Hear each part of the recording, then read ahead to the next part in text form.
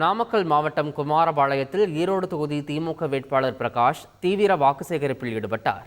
அவருடன் இணைந்த ஏராளமான தொண்டர்கள் இருசக்கர வாகனத்தில் பேரணியாக சென்று பிரச்சாரம் மேற்கொண்டனர். குமாரபாளையம் காவல் நிலையம் முன்பு தொடங்கிய பேரணி உடையார்பேட்டை, மேற்கு காலனி, தெற்கு காலனி, அம்மன் நகர் உள்ளிட்ட பல்வேறு பகுதிகளின் வழியாக சென்று பள்ளிப்பாளையம் பிரிவு சாலையில் முடிவடைந்தது.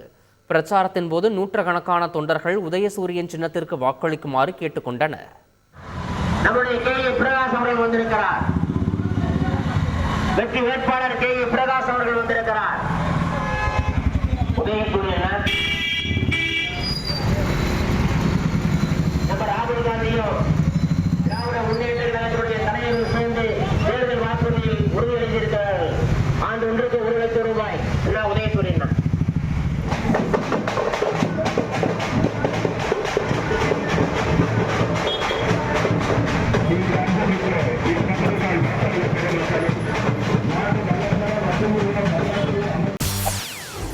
செய்திகளை உடனுக்குடன் தெரிந்து கொள்ள உடனே சப்ஸ்கிரைப் பண்ணுங்க.